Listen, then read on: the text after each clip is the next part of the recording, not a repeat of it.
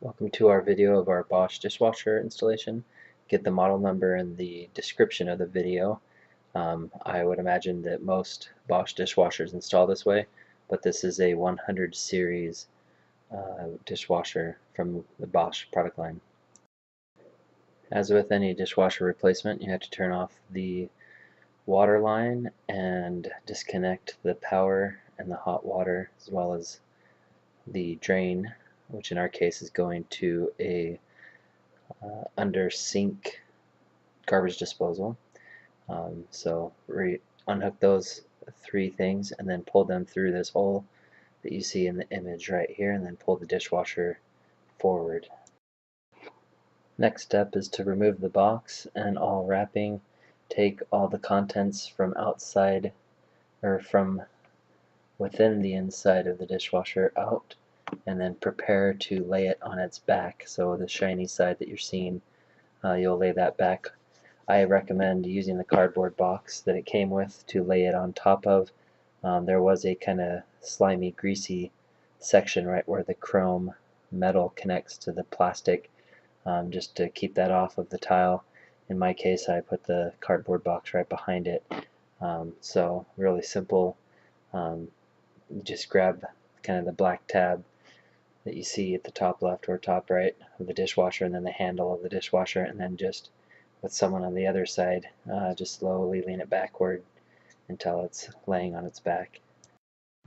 Because the dishwasher doesn't come with a power cord, you need to remove the cord from the existing system that you're pulling out. In my case, you can see it on the floor here with the three-prong plug on the ground, terminating in the three open wires. And then what you'll do here is remove this cover plate with the warning sticker, and you'll install the three wires in that spot, and then run the power cord through the machine out the back. Also not included with your purchase is a wire securing clamp down piece. Luckily I was able to reuse the existing one from my previous machine, but if you don't have this, you do need this. It's a little bit difficult to see, but where the three wires are popping into that box is where that is installed. It makes it so when there's vibrations taking place, it's not eating away.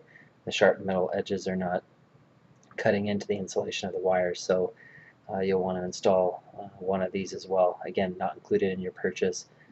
You'll need to have one of these if your machine that you're removing it from doesn't already have one.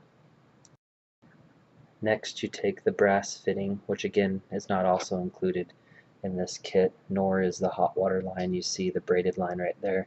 You'll need to buy a dishwasher installation kit where these types of pieces will come. I think I paid $25 from Home Depot or Lowe's.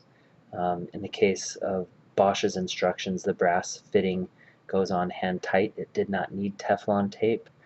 Simply tighten with your hand relatively tight, and then the braided line you see right here, also according to the instructions from the installation kit, not from Bosch but from the installation kit, it did not suggest Teflon tape from the braided connection piece to the brass fitting.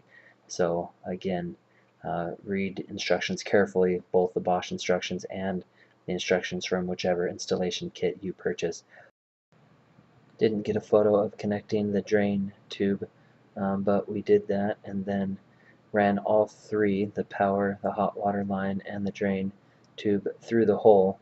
And this is where it helps to have a second person that can kind of pull and feed those three in the cabinet to the right. As I push the dishwasher into place, that person can kind of pull the slack out so the lines don't bunch up underneath the machine. Before putting it all the way back in, you definitely want to level and make sure on both sides, both dimensions, you're level. Once everything is level, you take the three screws for the three legs and set their height by screwing that in through the hole. Now you can push the machine all the way back and start working on the connections under the sink, in our case to the right. Looking under the sink, here you can see our drain tube connected to our under the sink garbage disposal.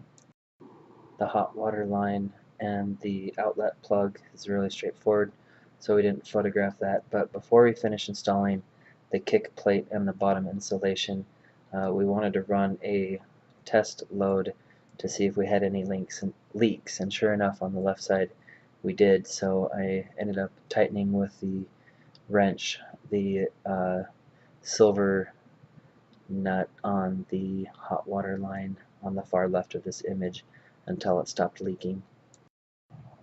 Once everything stopped leaking, we went ahead and placed the final piece of insulation to fit around the brass coupling and let the hot water line go in between, and then the rest of the piece fit. The top piece of the insulation tucks into this gray panel on the top, so make sure that's all the way in. Next, you put the kick plate up and put in the screw depending on which of the four heights match up with the installation of your machine. And here's a picture of the final installation. You will notice a red LED light shining on the tile. That is to let you know that the machine is running, as this particular model does not have any front display options to let you know the machine is running. Because it is so quiet, it's nice to have that visual cue to let you know not to open it while it's in the middle of a cycle. So the red light just shines down. When that light turns off, you know the machine has stopped its cycle and it's ready to open.